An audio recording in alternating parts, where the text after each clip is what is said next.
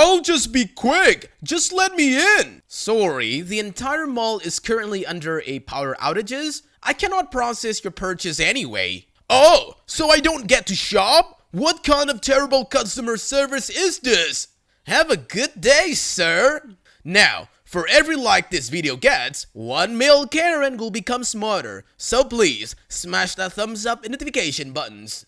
To the story from years ago, Doorbells. I'm reminded of this from a similar recent post. I was in an orange home improvement store years ago before they went downhill at the service desk. It was just inside the main entrance, and that's important for this story. I was waiting for the CSR to return with something she had to go to check on with a manager for me. So I'm standing there waiting, and in walks Mr. Krusty, an older fellow. He looked like he had the money, or at least he wanted people to think he did. He walks straight up to me, and I turned to him just in time for him to bark, "Doorbells!"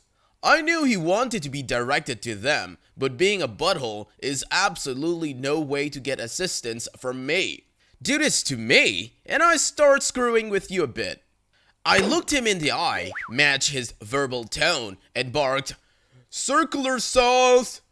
Stunned pause. I then barked, "Lawn furniture!"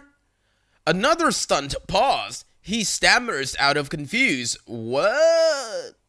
So I explained to him, "Me, that's how this works, right? Shouting random words at someone who obviously doesn't work here in order to win the most obnoxious prick award for the county?" He shook his head, muttered, "Butthole," and went off to find it himself.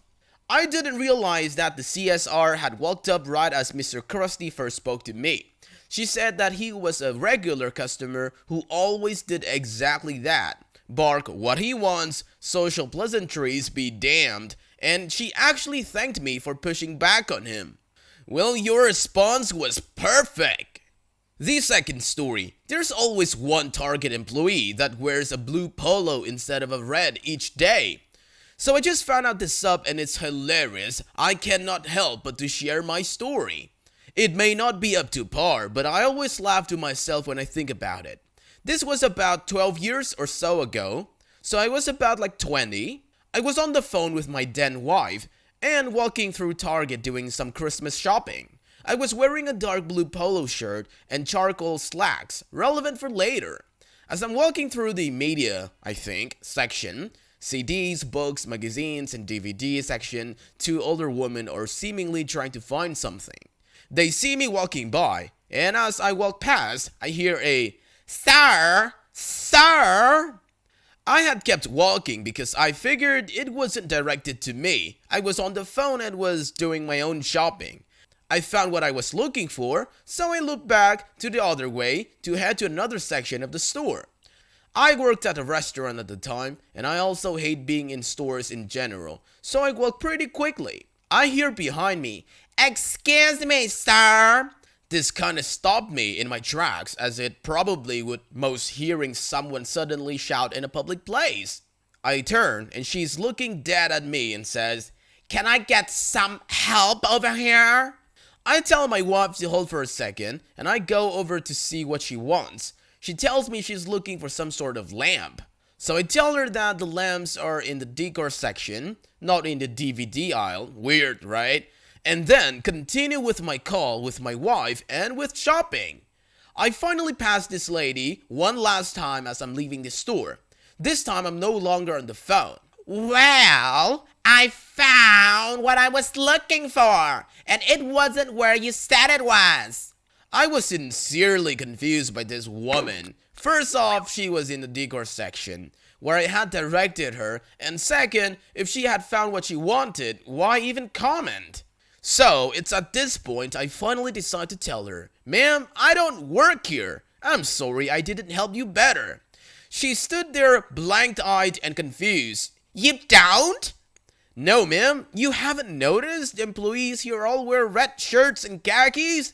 Or that I was on my cell phone? Have a good day, ma'am. I'm glad you found your lamp, lol." For the sake of all safety, I hope someone else had driven her to the store because I really don't like the ideas of her being out on the road behind the wheel. Well, excellent way to handle the situation. You not only just corrected her, but also gave her valuable information that she can use in future not to make the same mistake again. Bravo, my friend. The third story. She doesn't work here, officer. This is an old story, happened ages ago, but I just got reminded of it. We used to have weekend gaming events in an office building that was unfortunately on a street where escorts offered their services. There were always a few walking up and down the street when we were there, and occasionally you could see them get into cars even during the day. Not the nicest area, but a friend works there and could borrow the cafeteria for free. And we always had a good view of our cars on the parking lot from where we were, so we didn't complain. One time we went to lunch, 3 guys aged 18 to 20, and one guy's girlfriend, she was 17 I think, all getting inside the car. Before we could leave, somebody knocked on the window. It was 2 police officers. From the looks of it, both not that experienced yet. Police. ID please. We handed them over. Police. Looking at the girl. This says you're underage, miss. Girlfriend. That's because I am. Police. Looking all shocked. But if you're underage, you can't, you know. Girlfriend. What? Police.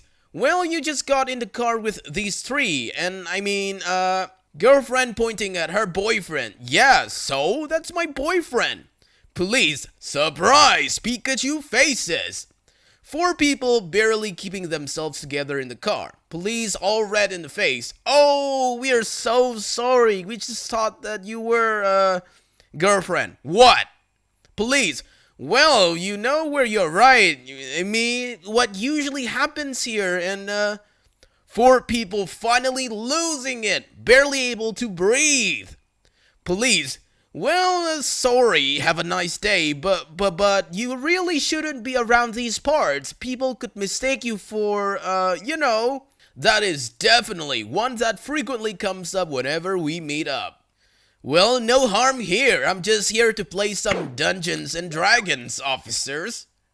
The 4th story. Do I look like I work here?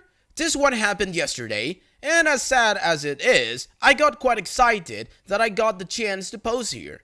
I visited my local supermarket for the annual Christmas shop wearing a cropped red polo and dark blue sweats, looking more like a dumpster fire than an employee. These employees wear green and black as their uniform. You can see why I was confused. I was walking around holding my scan as you shop gizmo when this guy at the Christmas aisle asked where we kept the things that go around your neck. Me, excuse me? Him, the neck things, sorry, I don't know the name. It finally clicked and I was like, I'm sorry, I don't work here. He looked baffled and kind of mumbled something, then left. I ran to my friend and just laughed and just forgot about it. Not even 10 minutes later, I'm in the potato aisle picking out some decent spuds when a lady asked for something, and I don't recall what.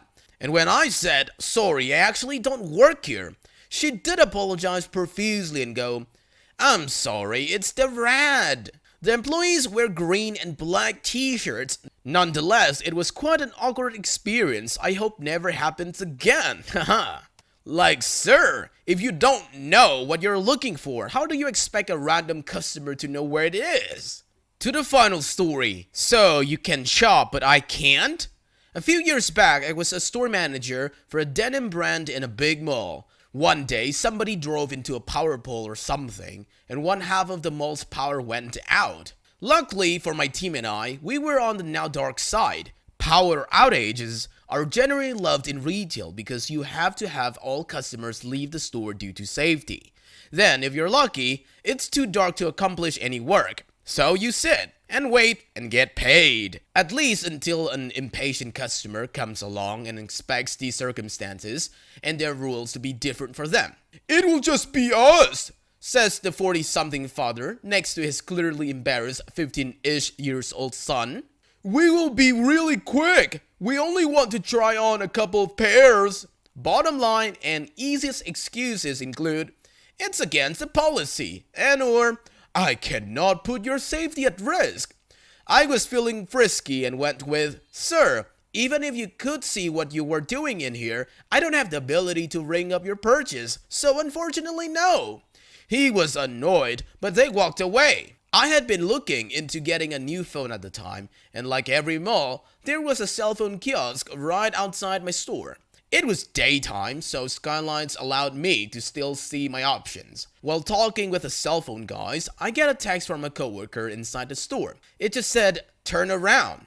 Standing at my store again is the man and his "I don't want to be here" son. And the way the man looked at me can only be described as the best resting tramp face a man in cargo shorts can accomplish. After a few more minutes, I head back to my store where the man says to me, "So, you get to shop but I don't?" Retail employees rarely get their way, so I decided to truly enjoy this moment. With the biggest, happiest of customer service smile, I responded, "Sir, you are absolutely right. Enjoy your day." He later returned to inform me that he'd bought our products at Macy's and gotten them 30% off. Oh, and that I should be ashamed of myself. To which I replied once again with the biggest of smiles, "Macy's carries our outlet line, which are 40% off online currently. I hope you enjoy our products." Sometimes the customers isn't right, and it feels so good.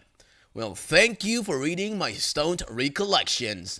Well, that was great. That guy thought he was so clever. I bet his kid really appreciated how cool his dad was after that. That's it for today, fellow humans. Thanks for watching. Be sure to leave a like, comment, and subscribe. See you guys next time.